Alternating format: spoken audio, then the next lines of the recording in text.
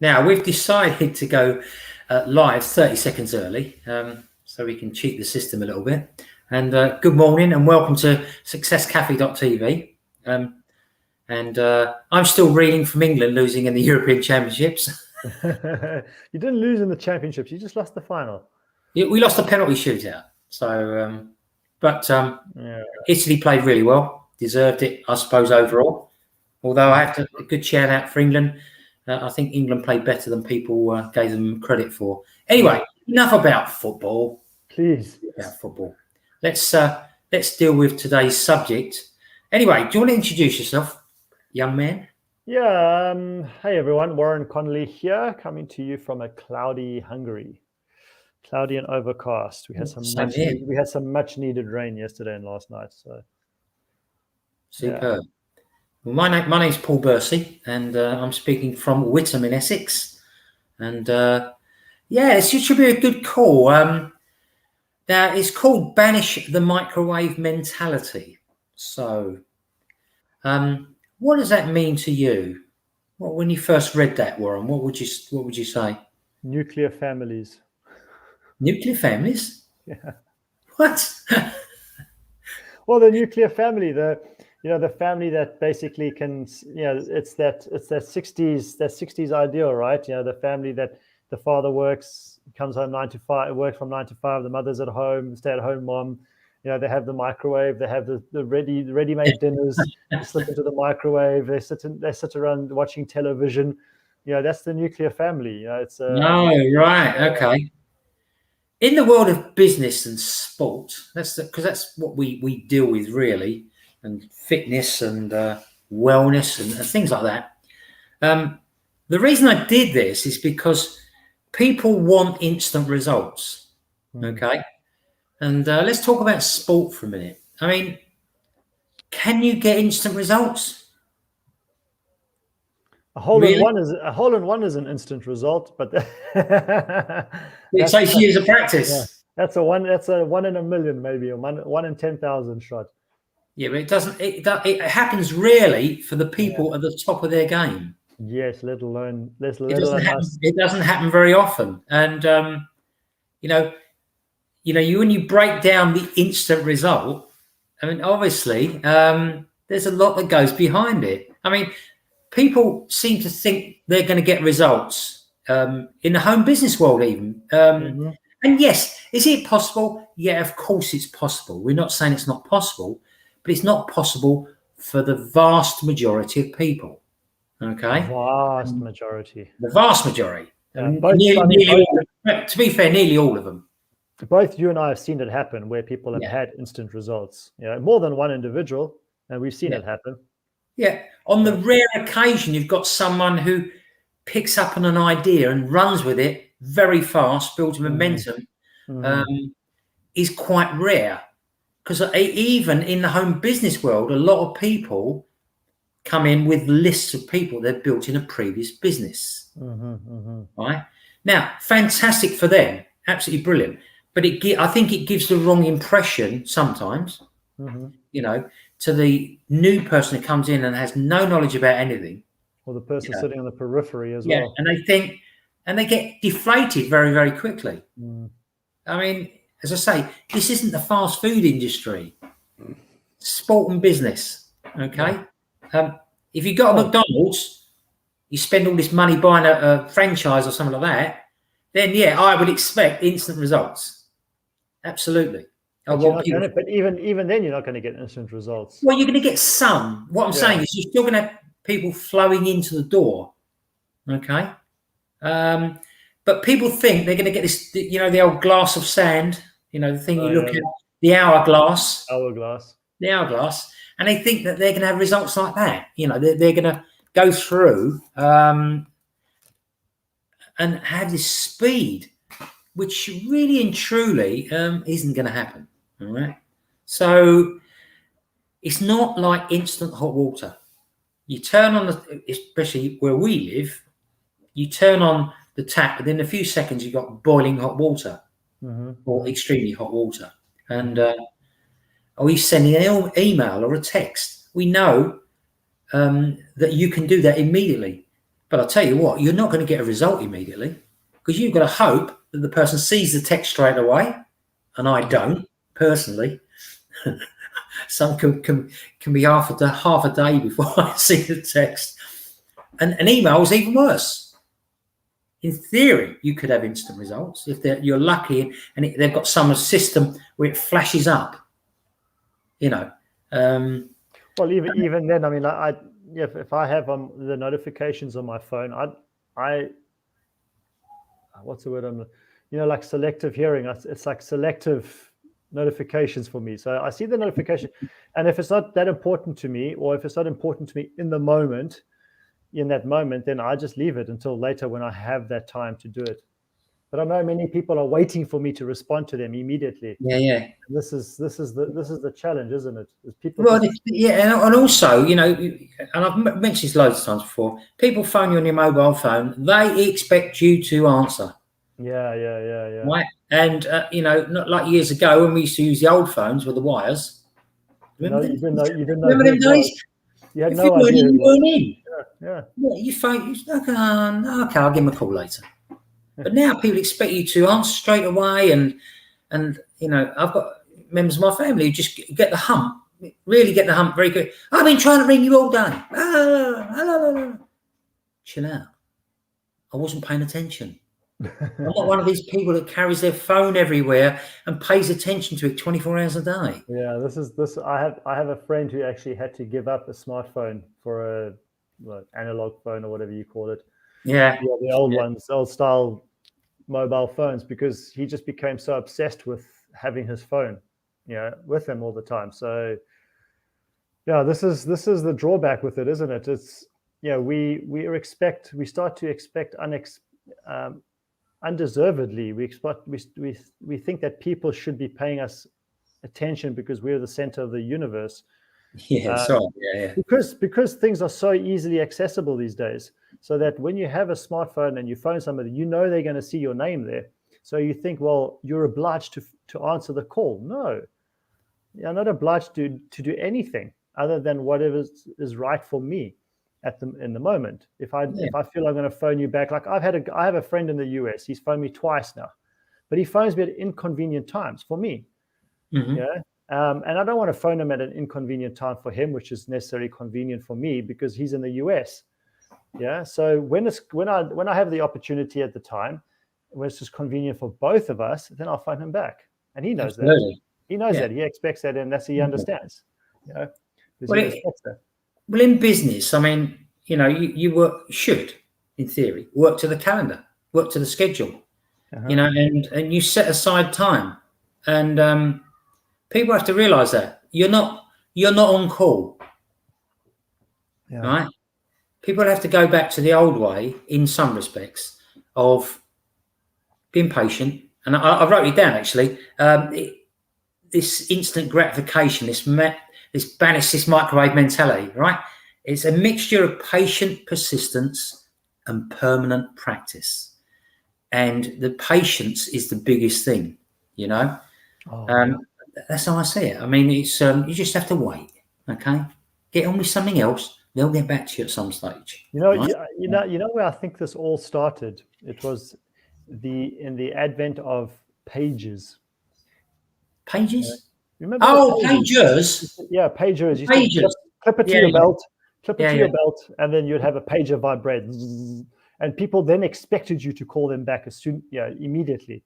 Yeah. And I think it all started from there. I actually used to like pages. I've got to say, because to be fair, the only person that was ringing me on my pager was work. And if work wanted to talk, if work, the office wanted to talk to you, then it is normally pretty important. Yeah, then it is. Yes. You're not saying come back and have a cup of tea. Your tea's getting cold. When are you coming back to the office? But this is where it all started. I think it started from a business point of view. I think that's where this whole, urgency, this call me back yesterday type of mentality started. I think. Absolutely. So if you call me, don't expect an instant return. So here I found article by an entrepreneur called Neil Patel. I don't know if you've heard of him. He's quite well known. I'm just going to read it. And it says, humans are hardwired to want things, instant gratification, and it's a powerful force. Instant gratification is the desire to experience pleasure or fulfillment. Basically, it's when you want it and you want it now. All right. And God, I can't even hang on a second. As I say, I had to write this down exactly because I probably couldn't get it across. Instant gratification is the opposite of what we've been taught and try too hard to practice. Delayed gratification. Yeah, that's what you've got to learn. Now, if you can get instant gratification, it's fantastic, but it's rare. So delayed gratification. Waiting is hard. There's an innate desire to have what we want, which is usually without any delay. Right. So, and I can assure you, you've been in the same position as me. You know, you've been an athlete and doing training. You're not going to go and do a 5-mile run. Well, you wouldn't do a 5-mile run if you didn't have any training, but you might sort of walk and run. But when you actually get into training, you see the small baby steps. You go a little bit faster, and then a little bit faster. Incremental. And then you have. I mentioned this before. You have these days where you think, well, that was a rubbish run, and it's your best run, and it's your fastest run, and you think it's the worst. It's really weird. That is how that works. I think it's because you're actually trying harder than you think you are. And you're getting better. You're pushing out of your boundary, and it's something that just happens. It comes to a time when you do naturally just kind of push beyond your boundaries that you had before, your self-imposed limitations. And that's also the other thing is, like you say, you know, we have this instant gratification, but we're kind of taught to not want that, you know, to hold on to that instant gratification and just to not neglect it, but to, what's the word I'm looking for now? Kind of like discount that instant gratification, you know. But it is hardwired within us. It's not easy, but it takes discipline though. At the same time, it's not an excuse. It's the same as using your genetic makeup as an excuse for not being a good business person or somebody who's great at sports or as an athlete or anything like that. You use that, your genes as a makeup, your background as an excuse for that. That's not an excuse. You can't use that as an excuse. And the same goes with instant gratification, in my opinion. You know, with the society as it is today, people like kids expect instant gratification. They expect it. It's not a privilege. It's not a desire that, you know, where they approach their parents or their teachers or anything, like with the desire to have that instant gratification, but they respect the fact that they may not get it. They do expect it, and if they don't get it, they throw their toys out of their cart, literally. But that's not necessarily their fault. It's society's fault. Society has provided that platform for them, that mentality for them to use and to take advantage of and take for granted as well. This is why I admire people that have built themselves up, you know, and they have created a scenario where they're financially secure. Their children will be financially secure for the rest of their lives, but they teach them that instant gratification is not the be all and end all. They teach them that they need to have discipline and persistence and incremental changes that will happen naturally, that will create, because then that teaches them to create their own success, not just to want it from somebody else or demand it from somebody else. And this is all ties in with this microwave mentality. Yeah, you put the popcorn in, and you expect it to be ready within 2 minutes. I make popcorn like the old-fashioned way on the stove. I've never made it. I don't know. Yeah, I know there's pretty instant stuff. I know that's that. I don't really know much about it other than that, but that's full of carcinogens. Most stuff that we put into a microwave that is pre-packed for a microwave is full of carcinogens in any case. So that should say one thing to you, right? That if you're living a microwave mentality, you're doing damage to yourself. You're not actually enabling yourself. You're not enhancing your own abilities. You're not. Yeah. Rosie has made a comment here, and not many people are really self-motivated. Without a solid team support, I believe the majority of people will fail, plus obtaining new leads, which follow through to become a partner in business. And that takes time and can be soul destroying. It's soul destroying if someone doesn't prepare you, I think, and tell you exactly what's going to happen. However, knowing this, being bloody minded and positive will enable the dam to break. Yeah, that's it. I mean, you keep chipping away until the brick wall falls down. Yeah. And we don't know sometimes how long it's going to take. So you stick with it, and that's what persistence is, and tenacity, and we have to learn these things. But you can use the compound effect to your advantage. And the reason I say that is because one of the books I read quite regularly from Darren Hardy, and overnight sensations are rare and overrated, and sometimes impossible. I don't like using that word impossible, but I think people can see where I'm coming from, that it's just not going to happen. Maybe not impossible. I think it's not the best word, but I think people can see it can be extremely difficult sometimes to get those fast results. Sometimes you can, sometimes you can't. You've got to roll with the punches both ways and accept when you can and when you can't. The old lottery winning expectations and things like that. And, the lottery, you got nearly zero chance of winning. If you're lucky enough, that's great, but don't expect to win. Just, if you want to do that, pay your £2 a week or whatever it is, then set aside the £2 a week to lose. Yes, to lose, win, which is rare, extremely rare, actually. You got more chance of being hit on the head by a coconut than winning the lottery. Or run over by a bus. Yeah. Sorry, I don't want to be run over by a bus. Or bitten by a shark. You got more chance of that happening than winning the lottery. And when it does happen, like being bitten by a shark or hit on the head by a coconut, you're not going to be ready for it.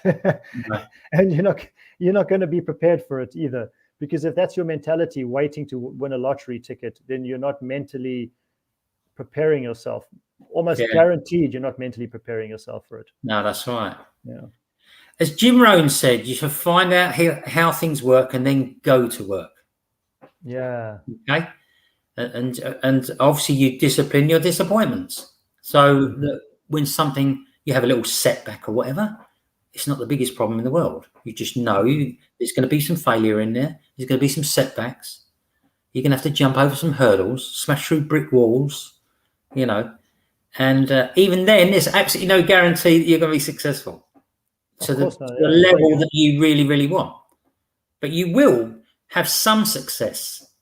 You will improve, and that will always work with practice, And I think a great way for people to get out of that microwave mentality is to look out for the small wins, the small successes that they create through their path, their journey, whatever their endeavor.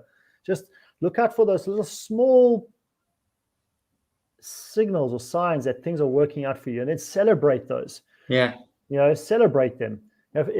In our line of business, for many people, picking up the telephone to call somebody about a business opportunity is one of the hardest things for them to do. And then when they do it, they don't celebrate the fact that they've managed to do that one phone call. Yeah. They don't. They kind of they sit there in relief, and then they sit terrified again for the next whatever period of time, rather than celebrate that. And it's the same with an athlete. You're preparing yourself for an event, for like let's say like England for the football in the Euro finals. All right. I mean, the preparation that goes, or any of those teams to get into the Euro Championships, the preparation that went into getting there. And I guarantee you that those teams, they celebrated every small little win that they managed to attain. I guarantee you. Here's a classic example, and I was just about to say this. It was about England last night, watching England. what people seem to forget is they're an up and coming side. The team they played were as good as world champions, as far as I'm concerned, in skill level. Okay, and Italy put England under tremendous pressure. I mean, it was non-stop. Okay, now that could have been many reasons, but what people fail to see, the win that people fail to see, is how well England defended. They let one goal in the whole game, over 120 minutes. And one yellow card.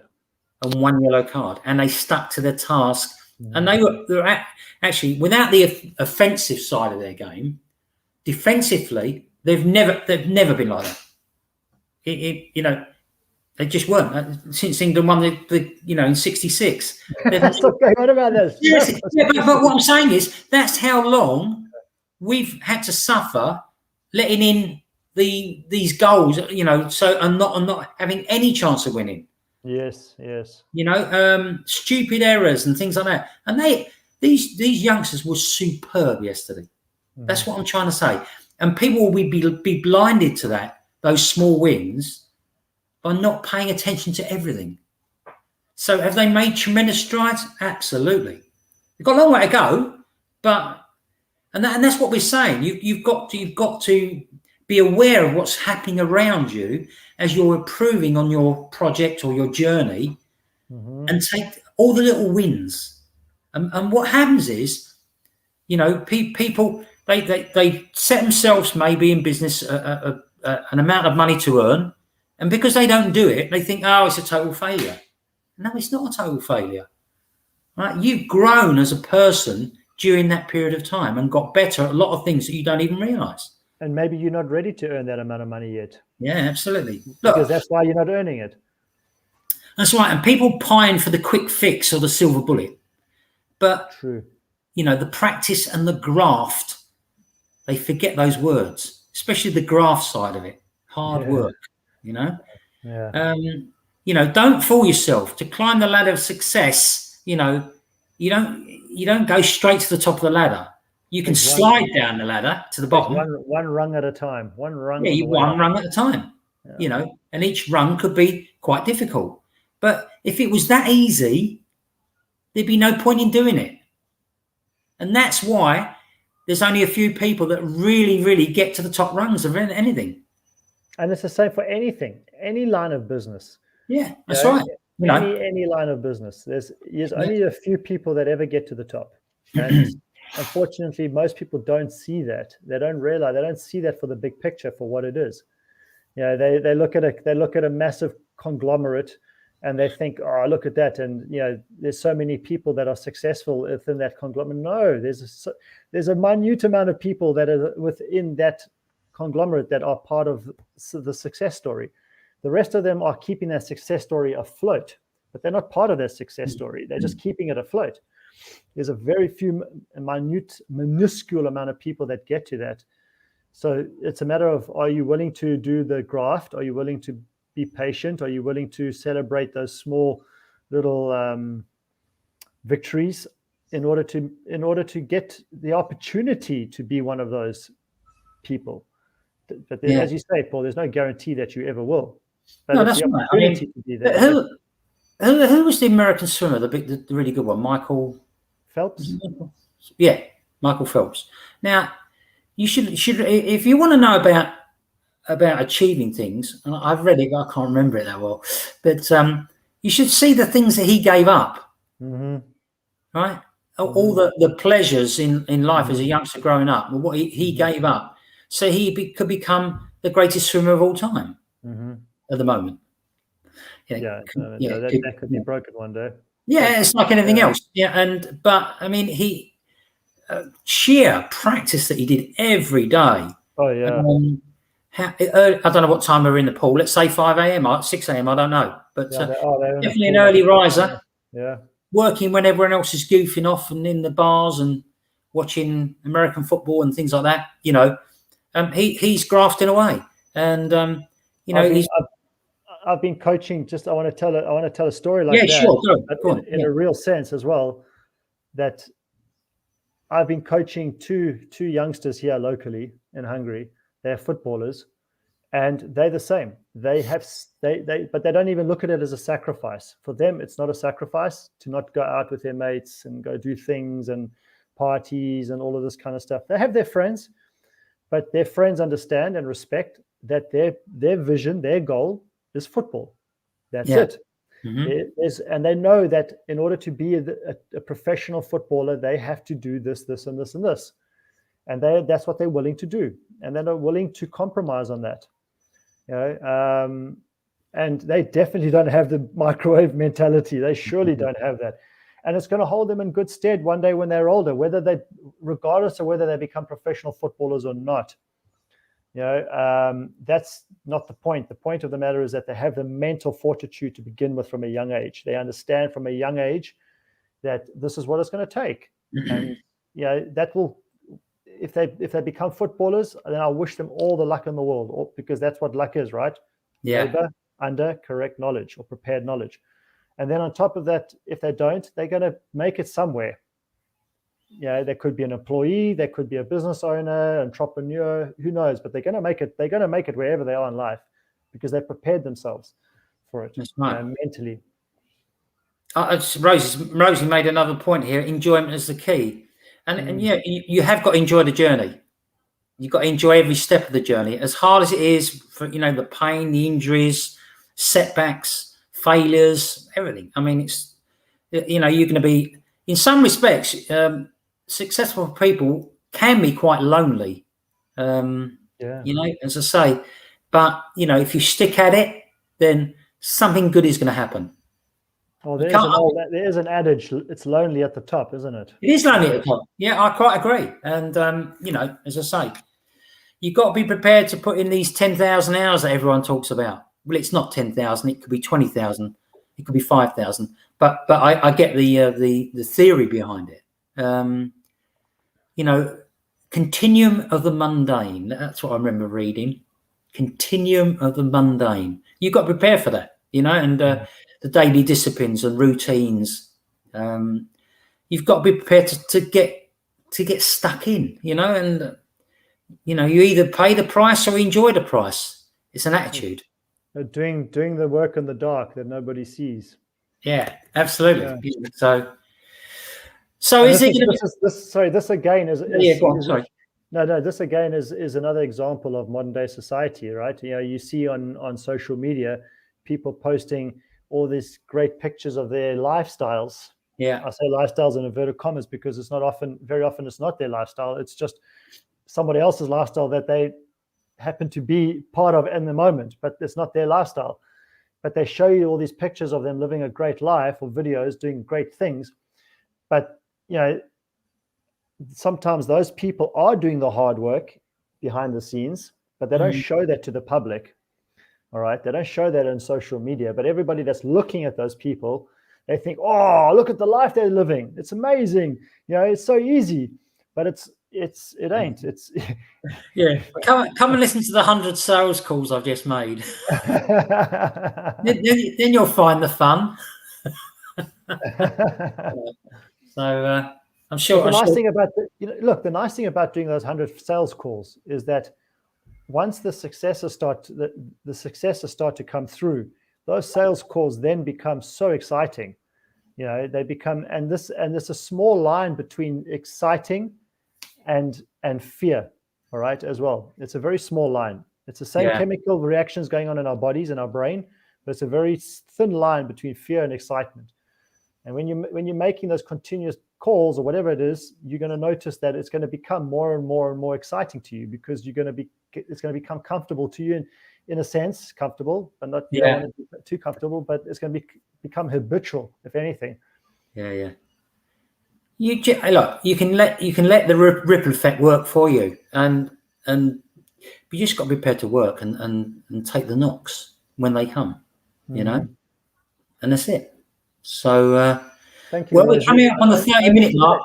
We promised ourselves we'd finish on the 30-minute mark, so I think we're done. I think we've got our point over, and as I say, it's not going to be easy. Whatever you do is not going to be easy, and that's how it should be, as far as I'm concerned. So, Warren, do you want to end up and finish us off? yeah, if anything is worth its salt and value, then it's as Paul says, it's not necessarily going to be easy. But also, not being mean it's not fun, it's not enjoyable. It doesn't mean it has to be a hard slog. It's not what it's about. It's not about making things difficult and making things challenging. No, that's not the point. The point is that, you know, by embracing the fact that it's not necessarily going to be easy, you create the momentum to make it easy. And this is the key. This is not the key, but this is perhaps, the switch that people need to take on board. Is that that's all it takes is embrace the fact there's going to be a challenge, and by embracing the challenge, you're creating an easy scenario, an easy environment for yourself. Yeah, absolutely. So if you want to reach your outcome, if you want to reach your definite major purpose, you're going to have to work at it. All right. It's not going to happen overnight. So with that, we're going to say goodbye and wish you a great week from successcafe.tv. And we will see you next week or next Monday. Yes, we will do. And Rosie, thank you for your comments. Absolutely. And I trust that second to last comment was not just for today's chat, but it's for every chat. Oh, absolutely. Yeah. Oh, sorry, I missed a comment of Rosie's comment. The brain clicks to turn fear into excitement. That's what I say to people. Don't be frightened. Work and put that smile on your face. Strange, but try it.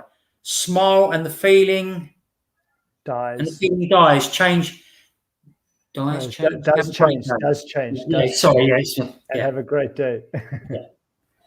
Thank you. All right, great. Lovely. Thanks, Rosie. Yeah, we've enjoyed it, and we'll see you next week. See you later, everyone. Cheers. Have a great one, folks.